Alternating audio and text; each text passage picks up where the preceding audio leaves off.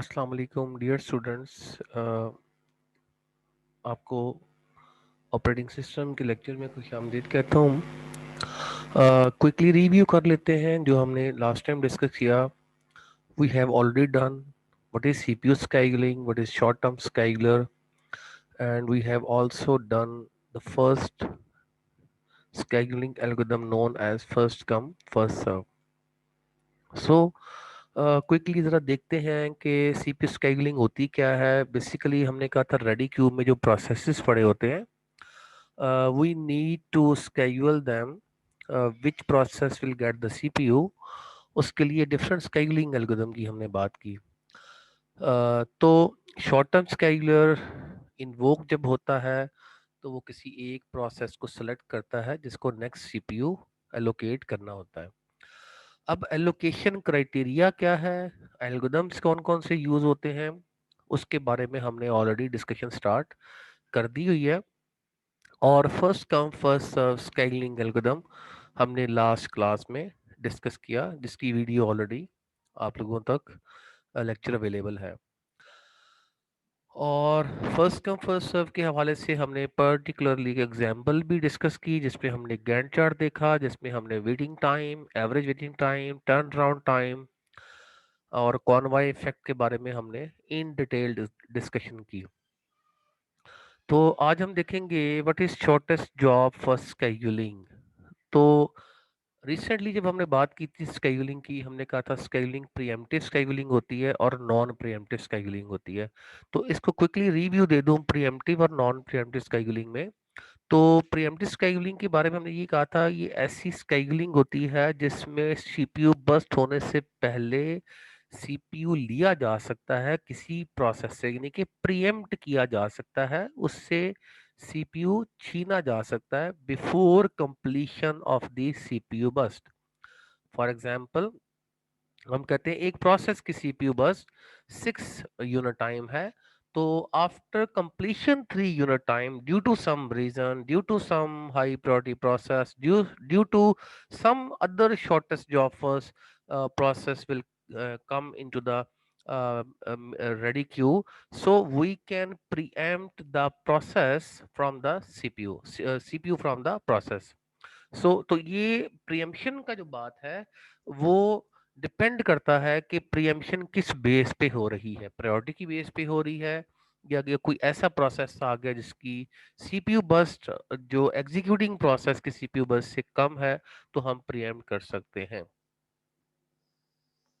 Last algorithm जो हमने discuss किया फर्स्ट कम फर्स्ट सर्व, उसका सिर्फ नॉन प्रीएम्प्टिव वर्जन ही अवेलेबल होता है, इसकी प्रीएम्प्टिव स्केड्यूलिंग नहीं होती। ये मैंने लास्ट लेक्चर में भी आपसे डिस्कस किया था और दोबारा आज मैंने याद दिलाने के लिए बता दिया है कि first come first serve is a non preemptive scheduling algorithm.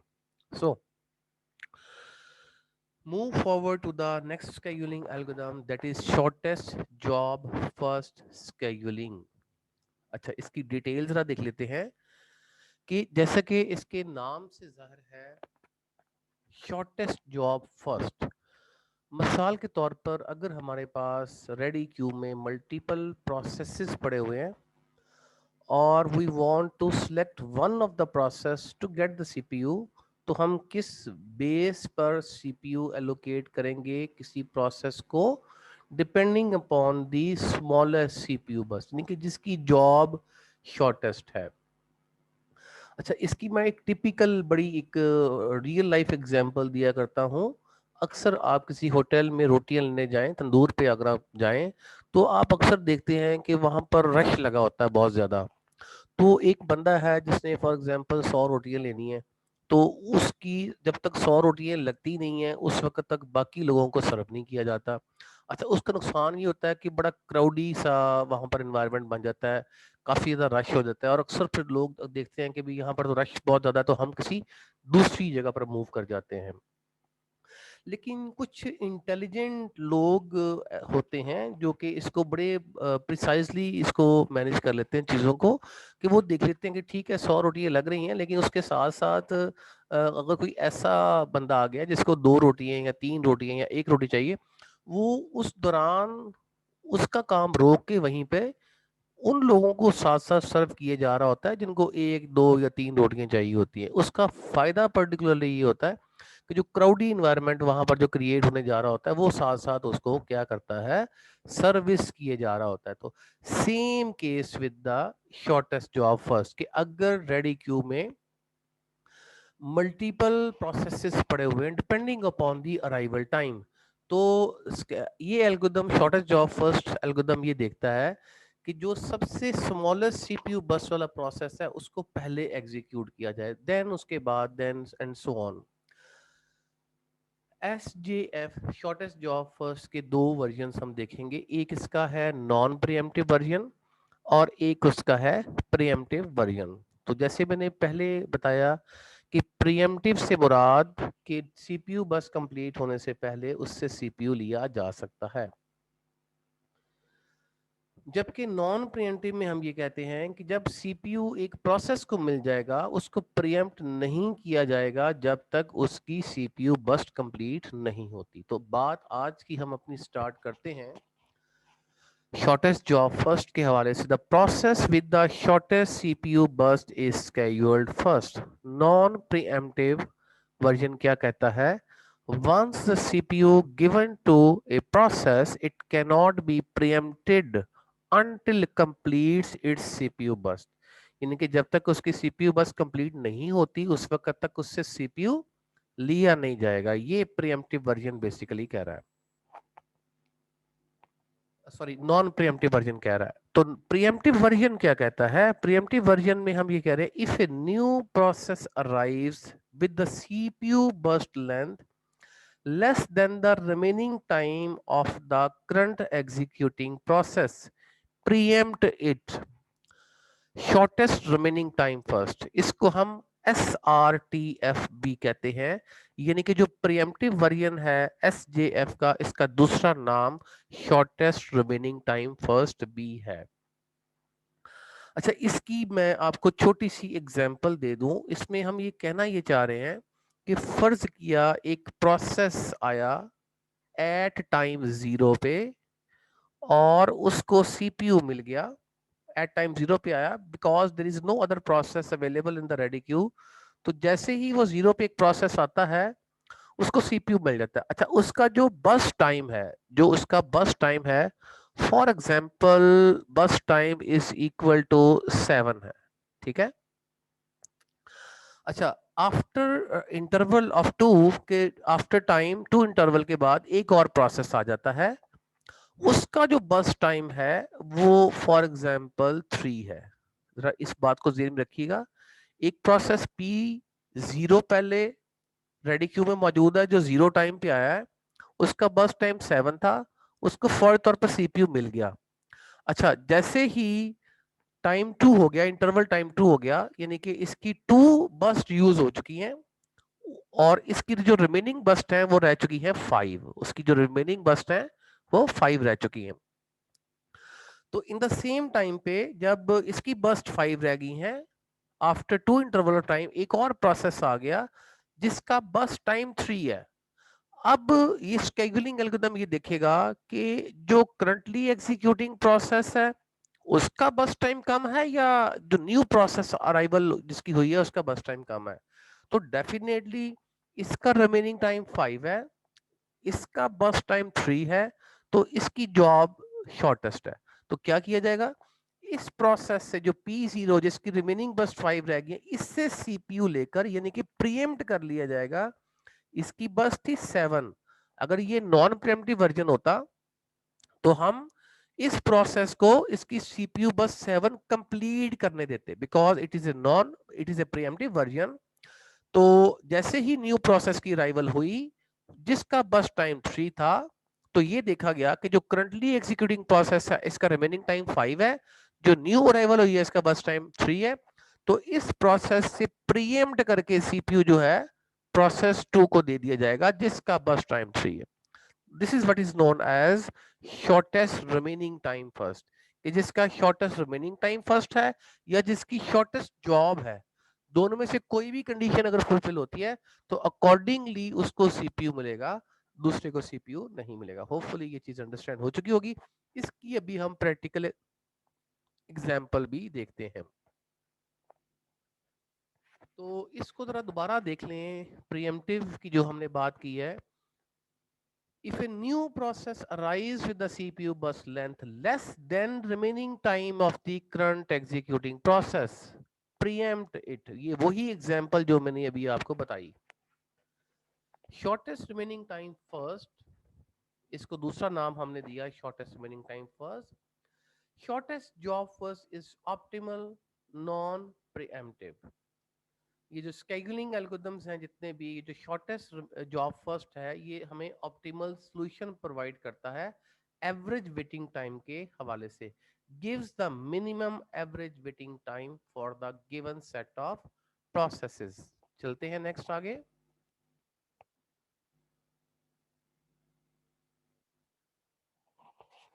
लीजिए अभी हम एक एग्जांपल देख रहे हैं। फर्स्ट ऑफ ऑल हम डिस्कस करने जा रहे हैं नॉन प्रीएम्प्टिव शेड्यूलिंग। जब हमने फर्स्ट कम फर्स्ट सर्व की बात की थी तो उसमें हमने अराइवल टाइम को डिस्कस नहीं किया था। अच्छा, इसमें हम ये कह रहे हैं कि हर प्रोसेस का अराइवल टाइम दूसरे प्रोसेस के अराइवल टाइम से डिफरेंट है। तो यहां पर हम देख सकते हैं कि जो प्रोसेस 1 है इसकी अराइवल एट टाइम 0 हुई है, इसका बस टाइम 7 है। प्रोसेस 2 जो है ये एट टाइम 2 आया है, इसका बस टाइम 4। इस तरीके से प्रोसेस 3 एट टाइम 4 आ चुका है, इसका बस टाइम 1 है। 4 का अराइवल जो है वो 5 पे हुई है, इसका बस टाइम 4 है। तो अब हम ये देखते हैं कि जब अराइवल हुई प्रोसेस P1 की, तो जैसे ही P1 की अराइवल होती है at time 0 it means that there is no other process is in ready queue. कि 0 पे रेडी क्यू में कोई प्रोसेस, यानी कि ये आप कह लें कि ये रेडी क्यू है। At time 0 there is no other process in the ready queue, ready queue में कोई प्रोसेस मौजूद नहीं है। तो इसको सीपीयू स्केड्यूल हो जाएगा, क्योंकि हमने कहा था कि शॉर्टेस्ट जॉब फर्स्ट, लेकिन चूंकि और प्रोसेस ही कोई नहीं है टाइम 0, तो सीपीयू किसको मिलेगा? P1 को मिल जाएगा। इसका बर्स्ट टाइम कितना है? 7 है। लेकिन यहां पर एक चीज गौर करें कि हमने बात की है नॉन प्रीएम्प्टिव की। नॉन प्रीएम्प्टिव का मतलब है let the process to complete its CPU burst. We cannot preempt the CPU from the process before its completion of the burst. कि हम completion से पहले उससे CPU नहीं लेंगे। तो इसमें क्या होगा? At time 0 whatever the burst time is for the process P1, ये मैटर नहीं करेगा। जितना भी बस टाइम होगा वो उसको P1 को उतने टाइम के लिए सीपीयू मिल जाएगा। इट मींस कि यहां तक जो है वो प्रोसेस P1 अपनी एग्जीक्यूशन कंप्लीट करेगा। लेकिन यहां पर इंपॉर्टेंट चीज ये है कि एट टाइम 7 सारे प्रोसेस अब रेडी क्यू में आ चुके हैं, क्योंकि एट टाइम 2 P2 आया, एट टाइम 4 P3 आया, एट टाइम 5 P4 आ गया। यानी कि 0 पे तो कोई भी मौजूद नहीं थे। जैसे ही इसने अपनी बस कंप्लीट की, इससे सीपीयू ले लिया गया बिफोर इसका सीपीयू बस टाइम कंप्लीट हो गया। अब जो नेक्स्ट रेडी क्यू के अंदर जो प्रोसेस पड़े हुए हैं वो कौन कौन से पड़े हुए हैं?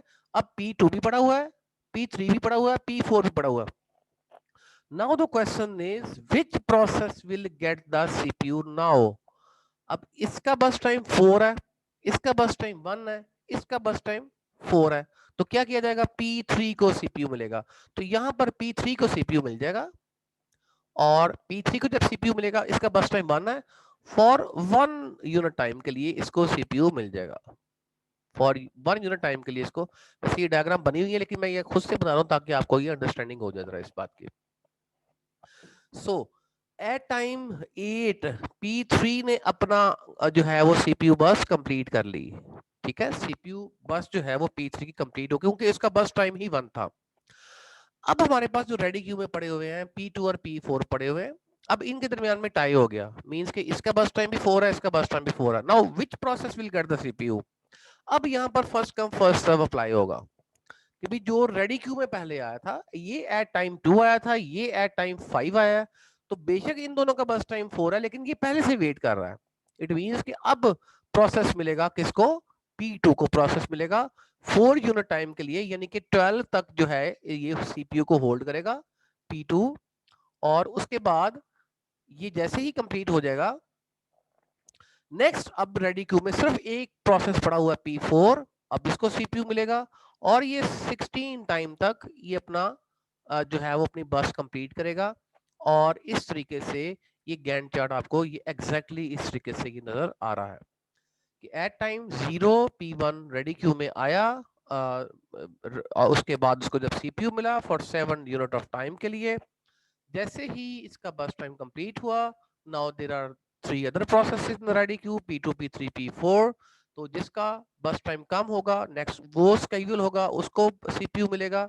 और जैसे ही P3 कंप्लीट होगा यहाँ पर 8 पर, और उसके फौरन बाद जो है वो P2 और P4 में जो है वो सेम बस टाइम है, because it's arrive at time 2.0।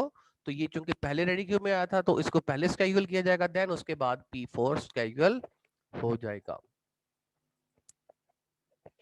Ji hopefully आप लोगों को यहाँ तक समझ आ गई होगी बात की। Now we need to calculate the average waiting time. मैंने लास्ट लेक्चर में भी बताया था कि वेटिंग टाइम क्या होता है।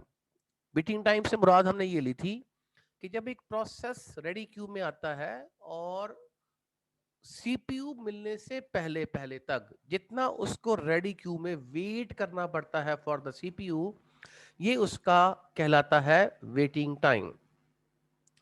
तो अब यहां पर अगर आप गौर करें, प्रोसेस P1 का अराइवल हुआ 0 पे और 0 पे ही उसको सीपीयू मिल गया, so there is no waiting time for the process P1, तो इसका वेटिंग टाइम 0 हुआ। अच्छा, अब जो P2 है, हम तरतीब के साथ वेटिंग टाइम देख रहे हैं। यहां पर बेशक गैंट चार्ट में P1 P3 P2 P4 है, लेकिन हमने अब ये देखना कि P2 को कितना वेट करना पड़ा।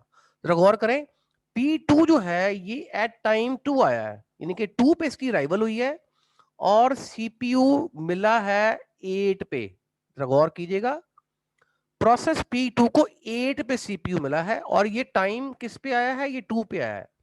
2 पे ये रेडी क्यू में आ चुका था, इसको वेट करना पड़ा 1 2 3 4 5 6 यूनिट टाइम के लिए P2 को वेट करना पड़ा, दैट्स व्हाई इसका वेटिंग टाइम होगा 6। इस तरीके से P3 का वेटिंग टाइम हम फाइंड आउट कर सकते हैं। तो देखें P3 किस टाइम पे आया है, ये अराइवल इसकी हुई है 4 पे, इसको सीपीयू कब मिला है, इसको 7 पे मिला है, तो इसको 3 यूनिट टाइम के लिए वेट करना पड़ा। इसी तरीके से P4 की अराइवल हुई है 5 पे और उसको सीपीयू मिला है 12 पे जाके, तो 12 माइनस 5 7 यूनिट टाइम के लिए इसको वेट करना पड़ा। So 0 plus 6 plus 3 plus 7 which is equal to 9 plus 7 16 divided by 4 which is equal to 4. The average waiting time will be 4. तो average waiting time होगा ये 4। इसी तरीके से आप एवरेज टर्न अराउंड टाइम, ये मैंने लास्ट वीडियो में बताया था, और इसका थ्रूपुट जो है ये आप खुद से फाइंड आउट कर सकते हैं, ये आपने करनी है। और इसका प्रोसीजर सबका ही सेम है, ये लास्ट वीडियो में ये इसका प्रोसीजर मौजूद है, इसको देखिएगा और इस क्वेश्चन के लिए भी इसको फाइंड आउट कीजिएगा। सो अब यही एग्जाम्पल जिसको हमने नॉन प्रीएम्प्टिव के लिए देखा है, इसको हम प्रीएम्प्टिव वर्जन के लिए सॉल्व करते हैं सेम एग्जाम्पल को।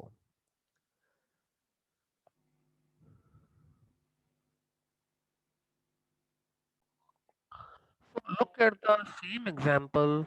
हमारे पास जो सेम प्रीवियस एग्जाम्पल थी P1 टू P4, 4 प्रोसेस उनके अराइवल टाइम और उसके लिए उनके बस टाइम, लेकिन अब यहाँ पर हमने जो स्केड्यूलिंग अप्लाई करनी है वो प्रीएम्प्टिव अप्लाई करनी है। तो इसके लिए मैं थोड़ा सा ऐसे करता हूँ कि इस जगह पर साइड पर मैं इसका गैंट चार्ट साथ साथ खुद से बना के दिखा देता हूँ, ताकि ये ज्यादा बेहतर तौर पर आपको समझ में आ जाए। वैसे ये बना हुआ, लेकिन मैं बताता हूँ, ये बताता हूँ कि ये बना कैसे है ये वाला। So at time 0 process P1 ready queue में आया, उसका बस टाइम था 7। सो अब यहां पर हुआ ये कि इसको सीपीयू मिल गया, लेकिन हुआ ये कि एट टाइम 2 के बाद एक और प्रोसेस जो है वो रेडी क्यू में आ गया। अच्छा, एट टाइम 2 जैसे ही ये प्रोसेस रेडी क्यू में आया, इसकी जो 7 बस थी वो 2 बस उसकी यूज हो चुकी हैं। अब इसकी रिमेनिंग बस जो है वो 5 है। तो जैसे ही प्रोसेस P2 आया, इसकी रिमेनिंग बस 5 है, इसका जो बस टाइम है वो 4 है। तो इन दोनों में से स्मॉलेस्ट बस किसकी है? डेफिनेटली P2 को। तो यहां पर एट टाइम 2 प्रीएम्प्ट करके सीपीयू P1 से P2 को मिल जाएगा। तो यहां पर P1 2 यूनिट टाइम के लिए एग्जीक्यूट हुआ और P2 की एग्जीक्यूशन स्टार्ट हो गई यहां पर। अच्छा, अब जरा देखें कि इसकी एग्जीक्यूशन स्टार्ट हुई है टाइम 2, एट टाइम 4 एक और प्रोसेस आ गया। एट टाइम 4 जो है वो एक और प्रोसेस आ गया, दैट इज P3। अच्छा, इसकी चूंकि इसकी भी 2 बस यूज हो चुकी है, तो इसकी रिमेनिंग बस कितनी रह गई है? इसकी रिमेनिंग बस B2 रह गई है। अब इसकी रिमेनिंग बस 2 है, जो न्यू अराइवल हुई है उसका बस टाइम 1 है। इन तीनों में से अब इन तीनों में से कंपटीशन होगा। इसमें 5 भी मौजूद है, 2 भी है और 1 भी है। इन तीनों में से जो स्मॉलेस्ट बस्ट है वो इस प्रोसेस की है, यानी कि P3 की है। तो यहां से अगेन प्रीएम्प्ट करके P2 से प्रोसेस किसको मिल जाएगा? P3 को मिल जाएगा। तो यहां पर प्रोसेस मिल गया P3 को फॉर 1 यूनिट टाइम के लिए। ठीक है। अच्छा, अब जैसे ही 5 तक आकर ये प्रोसेस टर्मिनेट हो गया, यानी कि 1 - 1 इसकी बस सीपीयू बस जो है वो 0 होगी। इट मींस कि ये इसको 1 टाइम के लिए सीपीयू चाहिए था और इसने अपनी कंप्लीशन कर ली। अब ये कंपटीशन से निकल गया। अब एट टाइम 5 हमारे पास जो प्रोसेसेस मौजूद हैं रेडी क्यू में, वो P1 मौजूद है having the burst time equal to 5, P2 मौजूद है having the burst time equal to 2 and P4 having the burst time equal to 4। अब A का बस टाइम 5 है, 2 है, 4 है। इन तीनों में से स्मॉलेस्ट बस टाइम किसका है? जी डेफिनेटली P2 का है। इसका मतलब है अब यहां से P2 को सीपीयू मिल जाएगा। अब सीपीयू किसको मिल जाएगा? P2 को मिल जाएगा फॉर 2 यूनिट टाइम के लिए, क्योंकि इसकी रिमेनिंग बस 2 रह गई है। तो ये 2 यूनिट टाइम के लिए इसको सीपीयू मिल जाएगा यहां पर। अच्छा, जैसे ही अपनी बस कंप्लीट करेगा, अब रेडी क्यू में सिर्फ 2 प्रोसेस पड़े हुए हैं, P1 having the burst time equal to 5, P4 having the burst time equal to 4। अब इन दोनों में से स्मॉलेस्ट बस किसकी है? जी डेफिनेटली P4 की है। तो P4 को सीपीयू मिलेगा यहां पर और इसकी बस्ट 4 है, इसकी बस 4 है, तो ये 11 तक जाएगा। और इसके बाद चूंकि रेडी क्यू में रह ही सिर्फ P1 गया है, तो अब बारी आएगी P1 की और P1 अपनी बस कंप्लीट करेगा। 5 बस है इसकी, 11 + 5 16 तक ये अपनी बस कंप्लीट करेगा। तो this is the Gantt chart for the shortest job first pre-emptive scheduling algorithm. तो एग्जैक्टली यही आपको मेमोरी मैप जो है ये नजर आ रहा है। तो जैसे मैंने इसको बना के दिखा दिया आपको, ताकि आपको बनाने में आसानी हो जाए कि ये बेसिकली बन कैसे रहा है। तो एवरेज वेटिंग टाइम की तरफ चलते हैं, जो बड़ी इंपॉर्टेंट चीज है हमारे लिए। मैं इसको जरा रेस कर देता हूँ, वापस इसको आते हैं इस तरफ। इसका एवरेज वेट टाइम कैसे निकलेगा? फर्स्ट ऑफ ऑल, इसकी अराइवल हुई 0 पे, इसका बस टाइम था 7। अच्छा, इसकी कंप्लीशन कब हुई है? ये कंप्लीशन हुआ है 16 पे। तो इसके लिए हम फार्मूला यूज करेंगे, इसका फिनिश टाइम 16 पे ये फिनिश हुआ minus arrival time minus burst time, और बस टाइम इसका था 7, that is equal to 9, that is equal to 9। This will be the waiting time for the process P1। Hopefully ये चीज अंडरस्टैंड हो चुकी होगी कि हमने इसका अब वेटिंग टाइम कैसे निकालना है, देखें जो नॉन प्रीएम्प्टिव था वो तो बड़ा इजीली हम देखते थे कि कितना टाइम उसने वेट किया और वहां से हमने उसको माइनस कर दिया और वहां से फिर हमने उसका वेटिंग टाइम निकाल लिया। लेकिन यहाँ पर इतना सिंपल नहीं है वेटिंग टाइम निकालना। यहाँ पर हम देखेंगे कि फिनिश कहाँ पे हुआ है, आया कब था और उसकी बर्स्ट कितनी थी। जिस टाइम पे फिनिश हुआ माइनस उसकी अराइवल की और माइनस उसका बर्स्ट टाइम कर दिया, that will be the waiting time for the P1। अच्छा अब P2 की निकाल लेते हैं वेटिंग टाइम, होपफुली अभी आप खुद निकाल सकेंगे। P2 फिनिश कहां पे हो रहा है, गौर कीजिएगा, P2 फिनिश हो रहा है 7 पे। अच्छा इसकी अराइवल कब हुई थी 2 पे और इसका बर्स्ट टाइम कितना 4 है, दैट इज 7 माइनस 2 माइनस 4, तो ये कितना हो गया 5 माइनस 4 1, तो ये 1 हमारे पास होगा इसका waiting time in the ready Q, ये होगा फॉर P2। ठीक है ये यहां पर नजर आ रहे हैं आपको। अच्छा अब मुझे बहुत उम्मीद है कि आप बाकी निकाल सकेंगे लेकिन मैं इसको क्विकली निकाल लेता हूं। The waiting time for the P3 finish देखिए कहां पे हो रहा है, ये P3 फिनिश हो रहा है 5 पे। अच्छा P3 की राइवल कब हुई है 4 पे। अच्छा इसका बर्स्ट टाइम कितना 1, दैट इज इक्वल टू, जी हाँ 0। And last one is P4, इसको फिनिश किया 11 पे, इसकी राइवल हुई 5 पे, इसका बर्स्ट टाइम था 4, तो 11 minus 5 minus 4 which is equal to 2, तो ये 2 हमारे पास आ गया इसका वेटिंग टाइम। तो एवरेज वेटिंग टाइम बहुत आसानी के साथ हम फाइंड कर सकते हैं, 9 plus 1 plus 0 plus 2 which is equal to 12 divide by 4 which is equal to 3। Hopefully ये चीज बड़ी आसानी के साथ क्लियर हो चुकी होगी आपको। अच्छा इसके लिए can already estimate the length of the next CPU burst, कि इसके लिए जो हम सीपीयू बर्स्ट की जो लेंथ है, नेक्स्ट सीपीयू बर्स्ट की लेंथ क्या होगी उसको हम एस्टिमेट करेंगे प्रीवियस को यूज करते हुए। यानी कि प्रीवियस की लेंथ क्या थी उसको देखते हुए हम जो नेक्स्ट सीपीयू बर्स्ट है उसकी लेंथ को हम एस्टिमेट कर सकते हैं shortest job first scheduling algorithm में। अच्छा इसी तरीके से हमारे पास जो नेक्स्ट स्केड्यूलिंग एल्गोरिथम है that is priority scheduling. Priority scheduling से मुराद ये है कि हम हर प्रोसेस को एक इंटीजर वैल्यू एक प्रायोरिटी नंबर दे सकते हैं और हम ये डिफाइन कर सकते हैं कि जो स्मॉलेस्ट इंटीजर होगा उसकी हाईएस्ट प्रायोरिटी होगी या लार्जेस्ट इंटीजर वैल्यू होगी उसकी हाईएस्ट प्रायोरिटी होगी। हमारी अजम्पशन यहां पर यह है कि ऐसा प्रोसेस जिसका इंटीजर नंबर स्मॉलेस्ट होगा उसकी हाईएस्ट प्रायोरिटी होगी, यही बात यहां पर लिखी हुई है। The priority number is assigned associated with each process. The CPU is allocated to the process with the highest priority. और वो हाईएस्ट प्रायोरिटी कैसे फाइंड आउट होगी, जो स्मॉलेस्ट इंटीजर नंबर होगा उसकी हाईएस्ट प्रायोरिटी कंसीडर की जाएगी। इन द सेम वे इसका भी प्रीएम्प्टिव और नॉन प्रीएम्प्टिव दोनों स्केड्यूलिंग इसकी हम कर सकेंगे। Shortest job first is a priority scheduling where the priority is the predicted next CPU burst time। इसमें हमारे पास जो शॉर्टेस्ट जॉब फर्स्ट जो है ये प्रायोरिटी स्केड्यूलिंग पे बेस करता है, बिकॉज इसमें प्रायोरिटी क्या चीज है, जो नेक्स्ट सीपीयू बर्स्ट टाइम है।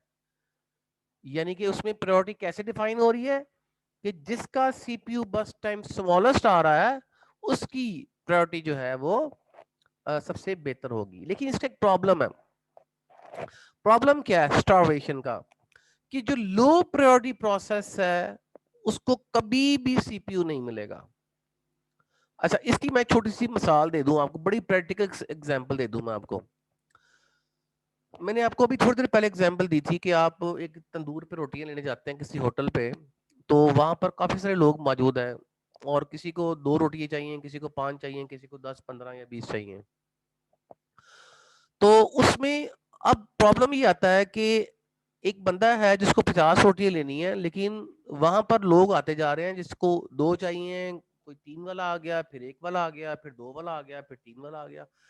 एवरी टाइम वो जो पर्सन वहां पर रोटियां लगा रहा है वो क्या कर रहा है, वो उन्हीं को फैसिलिटेट किया जा रहा है जिनको कम रोटियां चाहिए। तो इट मीन्स कि जो ज्यादा रोटियों वाला बंदा है वो वेट कर रहा है और उसको जो है वो फैसिलिटेट किया ही नहीं जा रहा। This is what is known as starvation problem. Starvation problem के बारे में यही बताया जा रहा है, लो प्रायोरिटी प्रोसेस में नेवर गेट एग्जीक्यूट। जिसकी प्रायोरिटी कम है यानी कि हाईएस्ट नंबर है, वो एग्जीक्यूट ही नहीं हो रहा, बिकॉज हाई प्रायोरिटी वाले प्रोसेस रेडी क्यू में आते जा रहे हैं और वो एग्जीक्यूट होते जा रहे हैं। अच्छा, ऐसी प्रॉब्लम का सॉल्यूशन क्या होता है? एजिंग। एजिंग का मतलब यहां पर ये है कि with the passage of time कि जो प्रोसेस जिसकी प्रायोरिटी कम है यानी कि हाईएस्ट नंबर है, उसकी प्रायोरिटी को इंक्रीज कर दिया जाए और ऐसा ऐसा उसकी इतनी प्रायोरिटी हो जाएगी कि वो भी एग्जीक्यूशन उसकी हो जाएगी।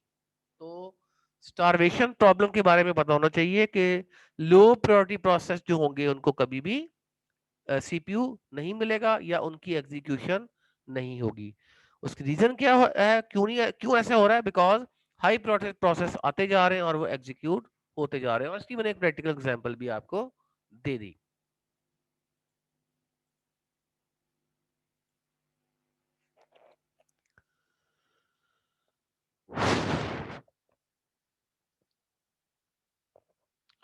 अच्छा, इसमें वो decrease the wait time for the short processes is much more than increase in the wait time for the long process. तो इसमें जो लॉन्ग प्रोसेस है अगर वो बाद में हमारे एग्जीक्यूट होंगे तो उसका फायदा ये होगा कि हम जो वेटिंग टाइम जो होगा वो हम बहुत ज्यादा रैपिडली रिड्यूस कर सकेंगे, जैसे कि आप यहाँ पर देख सकते हैं। अच्छा, next priority scheduling is round robin scheduling algorithm. अच्छा, इसमें किया ये जाता है, each process gets the small unit of CPU time is called the time slice। कि हर प्रोसेस के लिए इक्वल स्लू किया जाएगा। अब यहां पर हम ये कह रहे हैं कि किसी की कोई प्रायोरिटी नहीं है, कोई यहां पर इसका नंबर नहीं देखा जा रहा, कोई ये नहीं देखा जा रहा कि इसका बस टाइम कितना है या इसका प्रायोरिटी नंबर क्या है। अच्छा, ये जो प्रीवियसली मैंने आपको प्रायोरिटी एल्गोरिथम करवाया ना, इसकी मैं कुछ एग्जांपल आपको असाइनमेंट के तौर पे दे दूंगा। ये इसका सॉल्यूशन आपने करना है और इसका प्रीएम्प्टिव और नॉन प्रीएम्प्टिव दोनों करना है। ठीक है, ये आपको असाइनमेंट के तौर पे मिल जाएगा। इसकी वर्किंग मैंने बता दी कि इसकी वर्किंग कैसे होगी। अच्छा, राउंड रॉबिन में हमने कहा है कि अभी कि सीपीयू टाइम जो है वो हम रख देंगे, हर प्रोसेस के लिए एक खास क्वांटम बना देंगे और वो क्वांटम क्या होगा, वो हम कह देंगे 10 मिली सेकेंड है या 20 मिली सेकेंड है या 100 मिली सेकेंड है।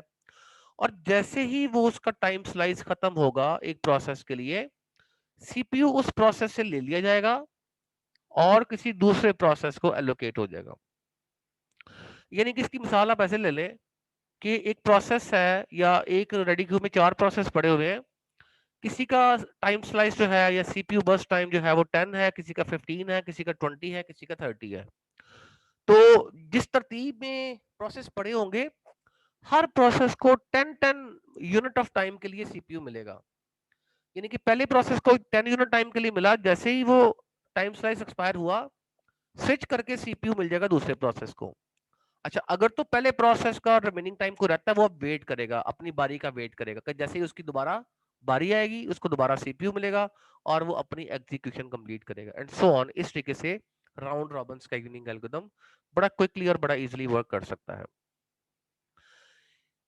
If there are n processes in the ready queue, the next quantum is q, the context switch time is t of cs, जिसको हम context switch time कहते हैं, then no process waits more than n minus 1 into q plus context switch time of that particular all the processes। ठीक है, इस फॉर्मूले की मदद से हम ये देख सकते हैं कि कॉन्टेक्स्ट स्विच टाइम वो उसका किस तरीके से होगा और कितना उसको वेट करना पड़ेगा। डेफिनेटली जो कॉन्टेक्स्ट स्विचिंग होती है यानी कि एक प्रोसेस से सीपीयू लेकर दूसरे प्रोसेस को देना, तो ये टाइम भी मैटर करता है। क्योंकि देखिए एक बड़ी सी सिंपल सी बात है कि भाई इसका सीपीयू स्लाइस जितना छोटा होगा या जितना कम होगा उतना ज्यादा कॉन्टेक्स्ट स्विचिंग होगी। मिसाल के तौर पर अगर मैं सीपीयू स्लाइस 2 यूनिट टाइम का रख दूं या 2 मिली सेकंड का रख दूं, तो हर 2 मिली सेकंड के बाद कॉन्टेक्स्ट स्विचिंग होगी कि एक प्रोसेस है, इसको 2 मिली सेकंड के लिए सीपीयू मिला, कॉन्टेक्स्ट स्विचिंग होगी, दूसरे प्रोसेस को मिल गया, फिर कॉन्टेक्स्ट स्विचिंग हुई तीसरे को, फिर चौथे को। तो ये बहुत ज्यादा मैटर करेगा यहाँ पर context switch time. Use in time sharing system, normally जो राउंड रॉबिन जो शेड्यूलिंग एल्गोरिथम्स हैं, ये कहां पर यूज होते हैं? टाइम शेयरिंग सिस्टम में, जहां पर multiple processes of the multiple users involve होते हैं और हम चाहते हैं कि रिस्पांस टाइम बढ़ाया जाए। तो इससे होता ये है कि परफॉर्मेंस बढ़ जाती है। रिस्पांस टाइम जो है ये बहुत ज्यादा इंपॉर्टेंट होता है जब हमारे पास सेवरल प्रोसेसेस हो और हर प्रोसेस ये चाह रहा होता है कि उसी को ही फैसिलिटेट किया जाए या उसी को ही एग्जीक्यूट किया जाए। अच्छा, अब जरा ये देखते हैं, यहाँ पर हम एक एग्जाम्पल देख लेते हैं और एग्जाम्पल में हम बेसिकली ये कह रहे हैं कि हर प्रोसेस को सीपीयू मिलेगा, उसका जो टाइम क्वांटम होगा वो 20 होगा। यहां पर जो प्रोसेस P1 है उसका बस टाइम 53 है, P2 का 17 है, P3 का 68 है, P4 का 28 है। और टाइम क्वांटम जो सीपीयू स्लाइस जो है वो 20 मिली सेकेंड या माइक्रो सेकेंड या what ever the unit is, वो 20 यूनिट टाइम के लिए हर प्रोसेस को सीपीयू मिलना है। अच्छा, अगेन मैं ये चाहूंगा कि मैं इसको आपको बना के दिखा दूं ताकि ये जो चीज बनी हुई है इसको आपको समझ आ जाए ये बना कैसे है बेसिकली ये। तो यहाँ पर हमारे पास अराइवल नहीं है, हमारे पास तरतीब है सिर्फ। हम ये नहीं कह रहे कि इसका अराइवल टाइम क्या है, तो हम कह रहे हैं कि P1 प्रोसेस पहले पड़ा हुआ था, उसका बस टाइम 53 था, लेकिन चूंकि क्वांटम 20 है तो P1 को सीपीयू मिलेगा 20 यूनिट टाइम के लिए। What ever the burst time is, उसका बस टाइम जितना भी है उसको सिर्फ 20 मिली सेकेंड या 20 इसके जो है वो टाइम उसको मिलना है।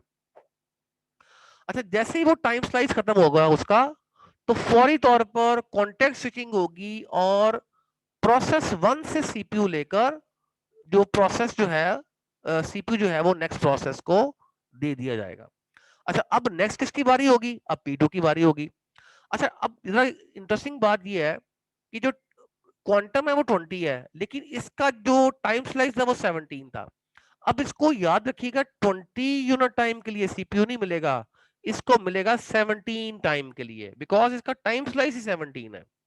तो इसको 37 तक सीपीयू मिलेगा, प्रोसेस P2 को 37 तक सीपीयू मिलेगा और उसके फौरी बाद नेक्स्ट बारी आएगी। देखिए, इसमें से 53 में से हमने माइनस कर दिया, सबसे पहले मैं इधर साइड पे कर देता हूं, 53 में से हमने माइनस कर दिया 20 और उसका जो टाइम स्लाइस रह गया है वो 33 रह गया है, जो कि आपको ये नजर आ रहा है। ठीक है, यानी कि जब 20 यूनिट टाइम के लिए जब हमने इसको यूज कर दिया है, अब हमारे पास जो इसके लिए टाइम बचा है वो कितना बचा है? वो 33 बचा है। सो जैसे ही हमने P2 को कंप्लीट किया, ये वैसे टर्मिनेट हो गया।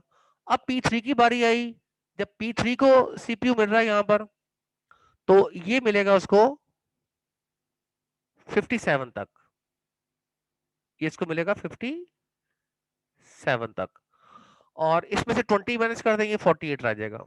उसके बाद P4 की बारी आएगी, P4 को भी 20 यूनिट टाइम के लिए मिलेगा, ये जाएगा 77 तक। अच्छा, अब ये 4 कंप्लीट हो गया, अब दोबारा बारी किसकी आएगी? 1 की। अब दोबारा 1 स्केड्यूल हो जाएगा।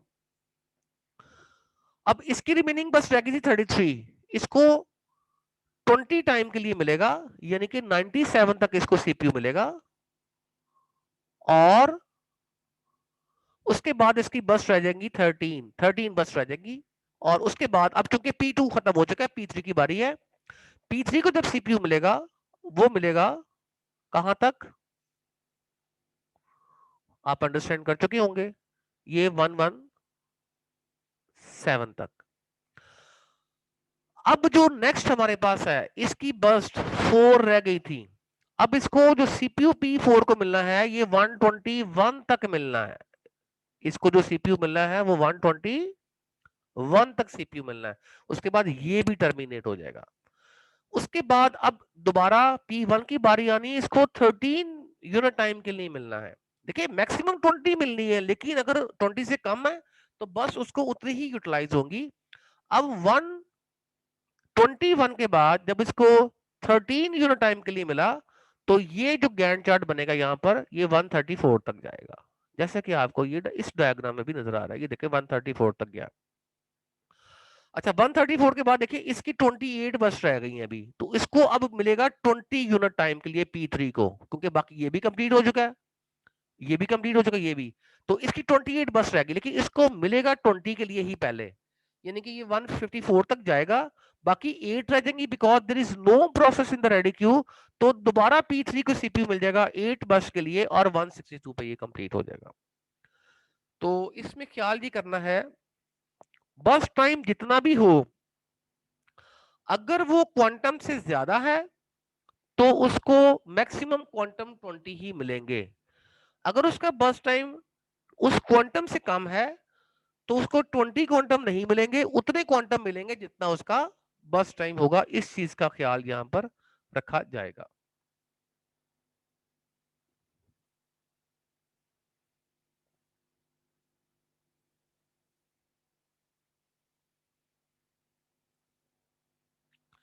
तो ये आपने इसमें देखा इस एग्जांपल में, और इसी तरीके से इनका टर्न अराउंड टाइम और वेटिंग टाइम जो है ये कैलकुलेट हुआ हुआ है, एवरेज वेटिंग टाइम निकला हुआ है, और average waiting time for shortest job first के ये निकाले हुए हैं। तो ये सारी इसके अंदर जो है वो आपको इसके जो है 1 by 1 जो है वो वेटिंग टाइम, और ये खुद से आई सजेस्ट कि इसको खुद से आपने निकाल के देखने हैं, इनके वेटिंग टाइम, इनके टर्न अराउंड टाइम, इसकी प्रैक्टिस कीजिएगा, बिकॉज ये इंपॉर्टेंट है in that particular point of view के इसके न्यूमेरिकल्स जो हैं वो आपको आ सकते हैं, और ये आपको करने होंगे। तो इसका मुझे डेफिनेटली बताइएगा, कोई भी इसमें कोई क्वेश्चन को क्यूरी हो, then I will be happy to answer, कि इसमें जो भी प्रॉब्लम्स होंगे वो हम लेटर ऑन डिस्कस कर सकते हैं। तो अभी तक के लिए अल्लाह हाफिज़।